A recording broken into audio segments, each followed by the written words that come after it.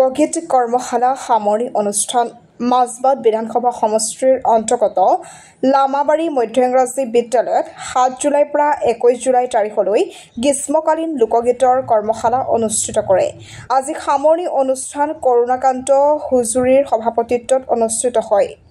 অনুষ্ঠানত উপস্থিত থাকে সাংস্কৃতিক পৰিক্ৰমা বিভাগৰ ওদালগুৰি জিলা সাংস্কৃতিক উন্নয়ন বিষয়া সৌৰভ কলিতা, ঢেকিয়াজুলি মহাবিদ্যালয়ৰ প্ৰবক্তা উৎপলন কলিতা, পৰ্যবেক্ষক ৰামানুজ বাগ, মাজবাট মহাবিদ্যালয়ৰ সহ অধ্যাপক ৰিংকুমণি দাস, সাহিত্য সংস্কৃতি সাধনা মঞ্চ অসমৰ প্ৰধান সম্পাদক, লামাবাৰী মধ্য ইংৰাজী বিদ্যালয়ৰ প্ৰধান শিক্ষক নিৰঞ্জন বৰা, সমন্বয় মঞ্চ অসমৰ সম্পাদক আব্দুল ৰহিম আৰু প্ৰশিক্ষকসকল উপস্থিত থাকে। কৰ্মশালাত প্ৰশিক্ষণ লোৱা ছাত্ৰ-ছাত্ৰীসকলে গীত পৰিৱেশন কৰি সভাত উপস্থিত থকা ব্যক্তিসকলক আপ্লুত কৰে। মাজবাটৰ পৰা মজনুৰ হকৰ ৰিপৰ্ট, AN Live।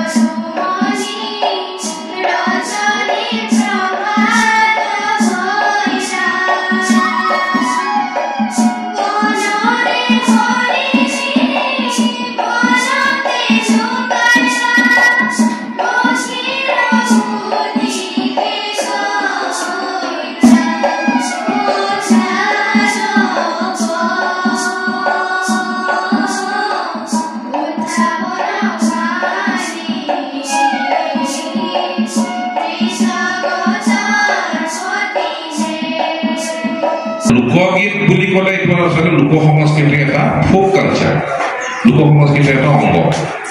এতিয়া সংস্কৃতিনো কি? তেতিয়া মই সেইখিনি কথা সকলোৱে জানে, কিন্তু অভিভাৱকসকলৰ কাৰণেহে কৈছোঁ।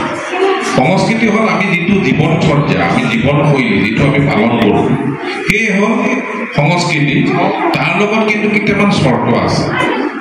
এই চৰ্তকেইটা হ'ল যে ধৰক নৈসৰ্গিক দৃশ্যাৱলী বা নৈসৰ্গিক পৰিৱেশ, অৰ্থাৎ আমি যিটো পৰিৱেশত বাস কৰোঁ। আমি স্কাইস্ক্ৰেপাৰ বিল্ডিঙৰ তলত থাকি আমি লোকগীতৰ কথা ক'ব নোৱাৰোঁ। মই মাজবাটৰ এই জেগাখিনিলৈ যেতিয়া সোমাই আহিছিলোঁ, মই এখন ঘেৰঘেৰীয়া গাড়ী লৈ আহিছোঁ। আজি মই কৈছোঁ নিৰঞ্জন বৰা ডাঙৰীয়া, মোৰ গাড়ীখন বেয়া হ'ল, মোক গেৰেজৰ পৰা এখন গাড়ী দি পঠিয়ালে। বিভিন্ন ধৰণৰ মানে কল কব্জাৰ আৱাজ, এই কল কব্জাৰ আৱাজত আপোনাৰ মগজৰ পৰা কবিতা গল্প সকলো ওলাই ল'ব পাৰিব, কেনেকৈ সেইটো চলাই আহিব পাৰিব। কিন্তু তাৰ মাজত এই পৰিৱেশটোত সোমাই গ'লোঁ, মই ভাবিলোঁ এইখনেই আচল ঠাই য'ৰ পৰা লোক সংস্কৃতি উত্থাপন হ'ব পাৰে।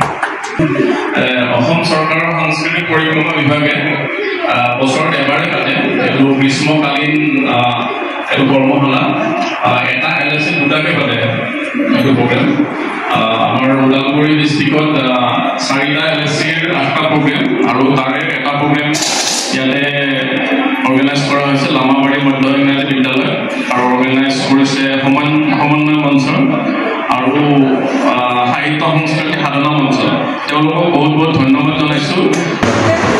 আমি আমাৰ থলুৱা যি লোকগীষ্টিক লোক সংস্কৃতি আছে তাৰে ওপৰত আমি আমাৰ ছাত্ৰ ছাত্ৰীসকলক যাতে কিবা এটা দিব পাৰোঁ, আমি সেই বস্তুটো লোকগীষ্টিক চিনাকি কৰি দিব পাৰোঁ, তাৰে আপাহতে আমি প্ৰথম 1 জুলাইৰ পৰা 7 জুলাইলৈ সাহিত্য সংস্কৃতি সাধনা মঞ্চ অসমৰ কেন্দ্ৰীয় সমিতিৰ উদ্যোগত আৰু আমাৰ লামাবাৰী মধ্য ইংৰাজী বিদ্যালয়ৰ সহযোগত আমি এটা অনুষ্ঠান কৰিছিলোঁ লোকগীতৰ কৰ্মশালা।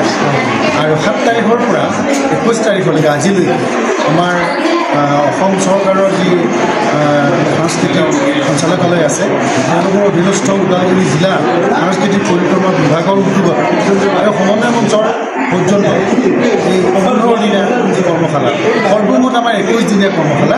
এই 21 দিনীয়া কৰ্মশালা কৰি আমি ছাত্ৰ ছাত্ৰীসকলক আমি লোকগীতৰ ওপৰত যথেষ্ট তেওঁলোকক আমি জ্ঞান দিবলৈ সক্ষম হৈছোঁ।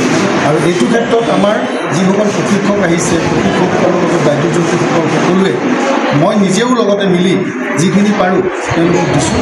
আৰু ইমানেই আমি উপকৃত হৈছোঁ যে আজি অসমীয়া ভাষিক নহয়, কিন্তু আমাৰ বৰ অসমীয়াৰে এটা অংগ আমাৰ চাহ জনগোষ্ঠীয় বা আমাৰ বড়ো সম্প্ৰদায়ৰ ছাত্ৰ ছাত্ৰীসকলে সুন্দৰভাৱে সলসলীয়াকৈ লোকগীত পৰিৱেশন কৰিবলৈ সক্ষম হৈছে। প্ৰথম কথাটো হ'ল আজি মোৰ বিষয়টো যেটো দিছে সেইটো আসলতে এটা প্ৰাসংগিক বিষয় এই বিষয়টো নিৰ্ধাৰণ কৰোঁতে সাংস্কৃতিক পৰিক্ৰমা বিভাগে যেটো উদ্যোগ ললে তাৰ লগতে সমন্বয় মঞ্চ অসমৰ উদ্যোগত তেওঁলোকে যেটো এটা পৰিক্ৰমা কৰি লোক সংস্কৃতি এটা কৰ্মশালা কৰিলে 15 দিনীয়া এইটো কিন্তু সদায় আছে উৎসাহ দিবলগীয়া এটা ব্যতিক্ৰমী অনুষ্ঠান এটো শুকান শিলৰ মাজত ফুল ফুলি উঠাৰ দৰে এটা পৰিবেশ সেইকাৰণে মই যেতিয়া ইয়ালৈ সোমাই আহিছিলোঁ মাজবাটলৈ ইয়াৰ যেটো পৰিবেশে মোক ভাবিবলৈ বাধ্য কৰালে যে এইটোৱে আসল পৰিবেশ ইয়াতে থন ধৰি উঠিব পৰা লোক সংস্কৃতি কাৰণ লোক সংস্কৃতি হল পৰম্পৰাৰ লগত জড়িত যি পৰম্পৰা আসলে প্ৰকৃতিৰ মাজত পৰিবেষ্টিত হৈ ধুনীয়াকৈ থন ধৰি উঠে শুকান মাটিৰ বজালি ওলাব পাৰে তেনেকুৱা এটা পৰিবেশ এটা জাতিক আমি যদি প্ৰতিনিধিত্ব কৰিব লাগে এটা সংস্কৃতিক যদি আমি প্ৰতিনিধিত্ব কৰিব লাগে তেনেহলে আমি নিশ্চয়কৈ লোক সংস্কৃতিক প্ৰাধান্য দিব লাগিব এই কাৰণে লোক সংস্কৃতিৰ যেটো সাংস্কৃতিক আমাৰ পৰিক্ৰমা বিভাগ আৰু লোকন সমন্বয়ক মঞ্চ তেওঁলোকৰ যেটো উদ্যোগ এটো ব্যতিক্ৰমী এটা উদ্যোগ আৰু এটা প্ৰশংসনীয় উদ্যোগ আৰু যেটোৱে মোক ইয়ালৈ আকৃষ্ট কৰি তুলিছে আৰু ইয়াত আহি মই ভাবিছো যেটো লোক গীত পৰিবেশন কৰিলে সেইটো মোক আপ্লুত কৰিলে আৰু মই ভাবো যে এইটো আসলতে এটা অংকুৰণ হৈছে যেটো অংকুৰণে গোটেই অসম চাই ধৰিব আৰু ইয়াৰে উত্তৰ কামনা কৰি মোৰ মনটো এটা প্ৰফুল্ল বদনেৰে মই ইয়াৰ পৰা এতিয়া উলল দিব খুজিছো ধন্যবাদ অসম চৰকাৰৰ সাংস্কৃতিক পৰিক্ৰমা বিভাগৰ যেটো কৰ্মশালা অনুষ্ঠিত হৈছে ইয়াতে মাজবাট সমষ্টিৰ ইয়াতে লামাবাৰী এম ই স্কুলত ইয়াতে লোকগীতৰ কৰ্মশালা হৈছে ইয়াতে আহি বহুত ভাল লাগিলে ল'ৰা ছোৱালীখিনিয়ে লোকগীত শিকিছে আৰু আমাৰ আগত সকলোৰে আগত পাৰফৰ্ম কৰিলে তেওঁলোকৰ পাৰফৰ্মেঞ্চ বহুত ভাল লাগিলে যিকোনো খবৰ আৰু বিজ্ঞাপনৰ বাবে যোগাযোগ কৰক 7896121996 লগতে 7002537271 আৰু 9854011916